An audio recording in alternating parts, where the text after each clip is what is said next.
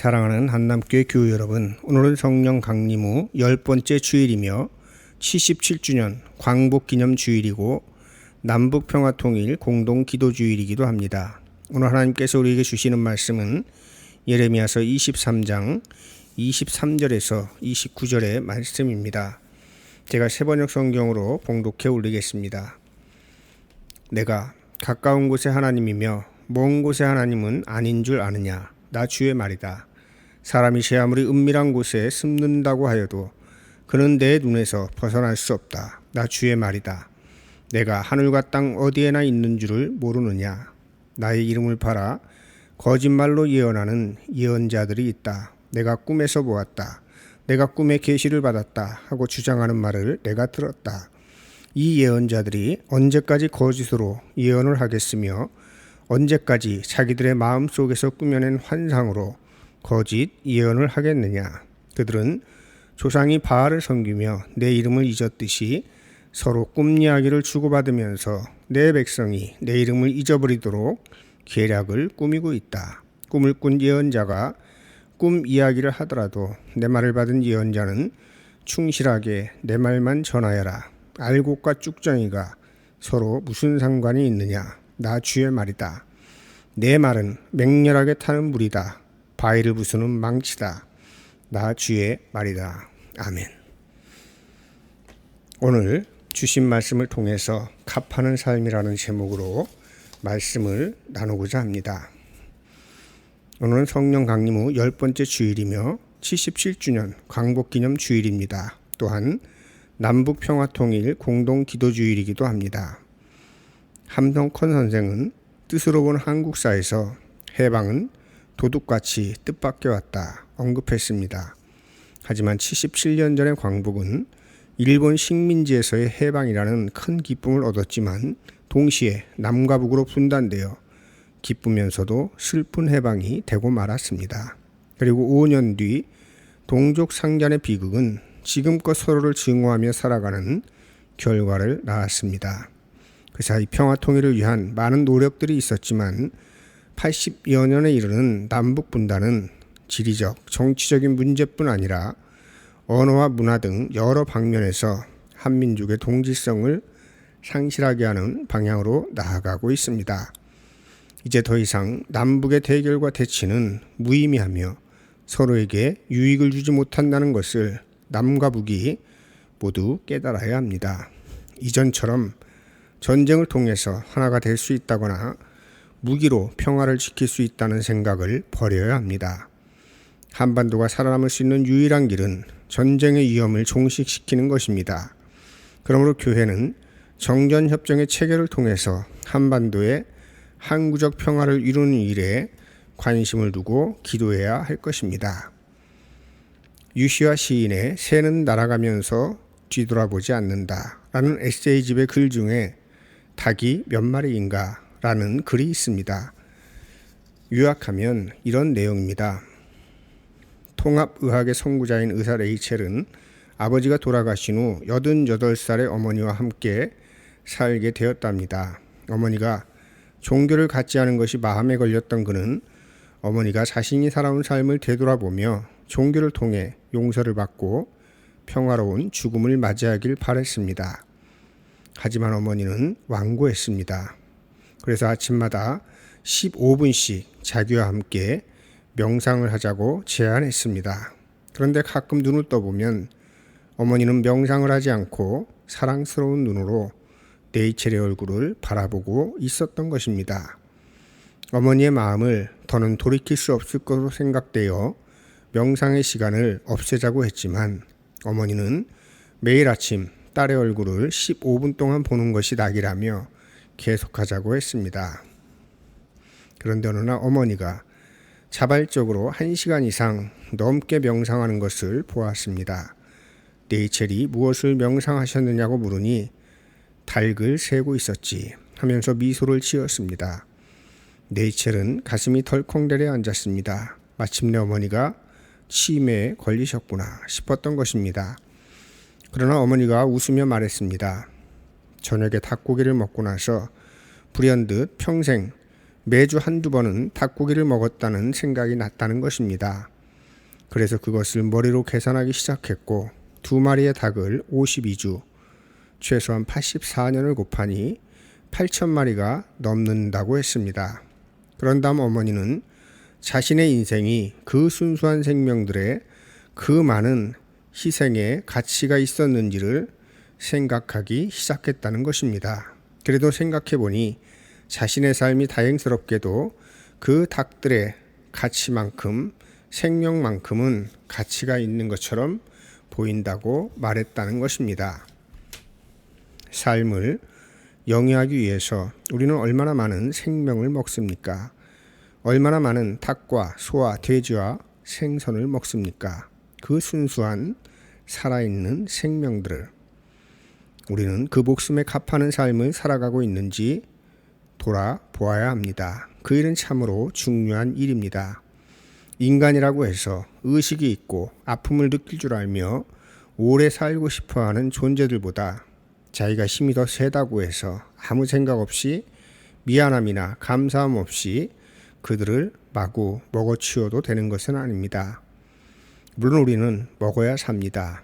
그러므로 얼마나 많은 동물들, 생명들을 먹고 살아가는지 진지하게 생각하면서 그들에게 감사하며 그들의 목까지 살아가는 것만이 그 생명의 희생에 값하는 길입니다. 한반도 반만년의 역사 속에서 수많은 외침과 전쟁의 포화 속에서도 대한민국이 당당하게 선진국의 대열에 서 있는 것은 누구 덕분입니까? 나라를 위해 목숨을 초계처럼 던졌던 이들과 수많은 순국선열의 희생 덕분입니다. 그렇다면 지금 우리의 삶은 어떠해야겠습니까? 이 나라를 위해 몸바친 생명들의 값하는 삶을 살아가야 하지 않겠습니까? 그리스도인은 예수님의 십자가 사랑으로 새 생명을 얻었습니다. 그리고 이 복음의 소식은 수많은 순교자들의 생명을 담보로 우리에게 전해졌습니다. 그러므로 우리는 예수님의 십자가 사랑과 순교자들의 죽음에 값하는 삶을 살아가고 있는지 돌아봐야 할 것입니다. 오늘 우리가 읽은 예레미야서의 말씀에서는 하나님을 떠난 이스라엘에게 내가 가까이에만 있는 하나님이냐 멀리 있는 하나님은 아니냐 묻습니다. 무소부재하시는 하나님을 표현하는 말씀입니다. 그런데 이스라엘은 은밀하게 숨어 죄를 저지를 수 있다고 생각합니다. 그래서 마치 하나님 없는 것처럼 살아가는 것입니다. 하나님이 계시지 않는 곳은 없습니다. 위에서 소개한 닭이 몇 마리인가에 이어지는 글에 이런 내용이 있습니다. 어느 스승이 죽음을 앞두고 후계자를 세우고자 했습니다. 그에게는 두 제자가 있었습니다. 스승은 두 제자에게 각각 살아있는 닭을 한 마리씩 주면서 아무도 없는 곳에 가서 요리해 먹기 좋게 잡아오라 말했습니다. 한 제자는 얼마 지나지 않아 닭을 잡아왔는데 한 제자는 저녁이 다 되도록 나타나지 않더니만 닭을 산채로 들고 왔습니다. 먼저 온 제자는 비웃었지만 스승이 물었습니다. 왜 그냥 가져왔느냐? 그러자 제자가 말합니다. 어디에서도 닭을 죽일 만한 장소를 찾지 못했습니다. 아무도 보지 않는 장소는 어디에도 없었습니다. 어딜 가든 닭이 보고 있었습니다. 칼릴 지브란의 글에도 이와 비슷한 글이 있습니다. 앵무새를 죽이지 못하고 돌아온 학생이 이렇게 말합니다. 어디에도 하나님께서 지켜보지 않는 곳이 없었습니다. 무소부재하시는 하나님, 그런 경각심을 가지고 살아가시기 바랍니다. 우리의 일상에서 역사하시는 하나님, 내 삶에 개입하시는 하나님을 기억하며 살아가는 이들은 바른 길을 걸어갈 수 있습니다. 바른 길을 걸어가는 이들은 생명들의 값하는 삶을 살아갈 것입니다. 예수 그리스도의 십자가 사랑이 나 혼자 잘 먹고 잘 사는 것에 있다고 생각한다면 예수님의 사랑을 오해한 겁니다. 하나님께서는 예레미야 선지자에게 거짓 예언자들이 있다고 하십니다. 그들은 자기들의 꿈을 꾸었다고 이야기하고 그 꿈을 공유합니다.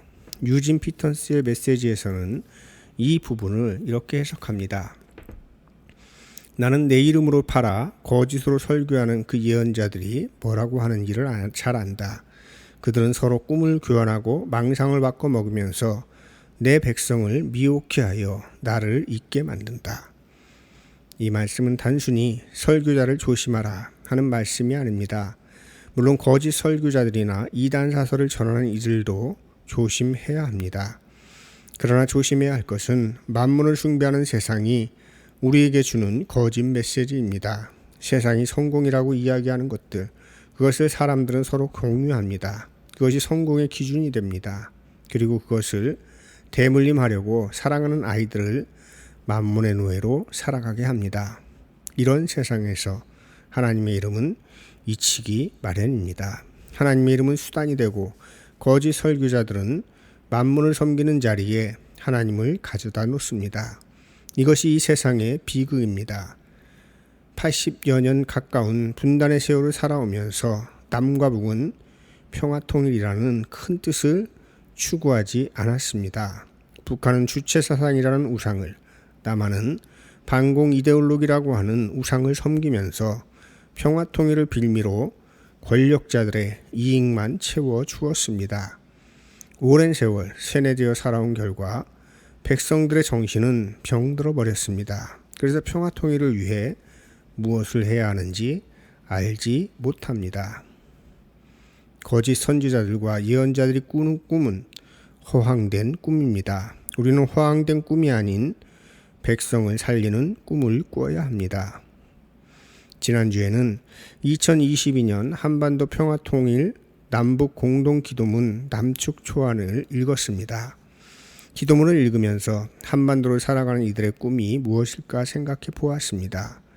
분단과 전쟁의 참혹한 역사에 긁힌 깊은 상처가 회복되는 꿈, 더는 미워하지 말고 평화를 말하고 공존을 말하는 꿈, 철조망이 그리스도의 사랑으로 해체되는 꿈, 평화를 막아서는 이들의 욕망이 무너지는 꿈, 더는 이 땅이 폭력의 광풍에 휩쓸리지 않는 꿈, 이런 꿈이 현실로 이루어지는 나를 위해 기도했습니다. 그리스도인은 이런 꿈을 꾸고 공유해야 합니다. 그리고 서로 말해야 합니다. 그래야 쭉정이가 아닌 알국의 삶을 살아갈 것입니다. 팔복의 말씀입니다. 평화를 이루는 사람은 복이 있다. 하나님이 그들을 자기의 자녀라고 부르실 것이다. 오늘 함께 예배하시는 분들은 평화를 이루는 삶을 사셔서 하나님의 자녀로 부르심을 받는 귀한 복을 누리시길 바랍니다. 하나님께서는 거짓 설교자들을 얼빠진 꿈이나 이야기하는 쭉정이들이라고 하십니다. 그러면서 말씀하십니다. 내 말을 받은 자는 성실함으로 내 말을 말할 것이라. 그런 자들이 알곡이라는 것입니다. 이 말씀은 단순히 설교자에게 주어진 말씀이 아니라 하나님을 믿는 모든 이들에게 주어진 말씀입니다. 성실함으로 내 말을 말한다 하는 말씀은 하나님의 말씀을 삶으로 살아간다는 것을 의미합니다. 하나님의 말씀은 입으로만 사는 것이 아니라 삶으로 살아가야 비로소 제대로 말하는 것입니다. 신앙은 늘 그렇습니다. 말이 아니라 행동에 있기에 야고보 사도는 행동이 없는 믿음은 죽은 믿음이라고 단호하게 말씀하고 있는 것입니다. 그렇다면 성실함으로 내 말을 하는 삶은 어떤 삶일까요? 저는 그것을 값하는 삶이라고 생각해 보았습니다. 지금 내가 여기에 있게 한 모든 그림자 노동이 헛되지 않게 하는 삶, 생명 유지를 위해 수없이 먹은 생명들의 값이 헛되지 않게 하는 가치 있는 삶, 하나님의 사랑이 헛되지 않게 하는 삶, 이것이 값하는 삶입니다. 남북 평화통일 공동기도주의를 보내고 있습니다.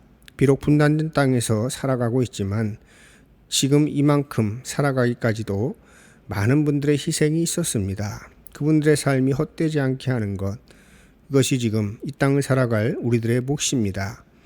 저는 평화통일의 꿈, 분단의 깊은 상처가 아물고 한민족이 손을 맞잡고 기쁨의 노래를 부르는 한반도를 꿈꾸며 기도하는 일은 하나님께서 주신 꿈이요 말이라고 고백을 합니다. 하나님께서 주신 꿈이요 말이므로 그 말을 받아 성실하게 살아간다면 하나님께서 나머지 일은 이루어 주실 것입니다. 이것을 믿고 살아가는 것도 값하는 삶일 것입니다. 항상 자신의 삶을 돌아보시기 바랍니다. 나를 있게 한 모든 그림자 노동을 가치 있게 하는 그런 삶을 살아가고 있는지 돌아보시기 바랍니다. 그때 하나님께서 여러분의 삶을 알곡으로 영그러가게 하실 것입니다. 그런 복을 누리시는 한 주간 되시길 바랍니다. 함께 말씀을 기억하면서 거듭기도 드리겠습니다. 평화의 주님, 분단된 조국에서 살아가는 우리를 불쌍히 여겨 주옵소서. 하지만 여전히 평화를 위해 일하는 이들이 있사오니 주님, 이 나라가 서로 적대하지 말고 힘을 합해 평화의 나라를 만들어갈 수 있도록 도와주옵소서. 주님, 우리는 다 알지 못하는 그림자 노동으로 살아갑니다. 늘 감사하며 겸손하게 그들의 헌신과 희생이 가치 없는 일이 되지 않도록 우리의 삶을 벼리며 살아가게 하셔서 값있는 삶을 살아가게 하옵소서. 예수님의 이름으로 기도드립니다. 아멘.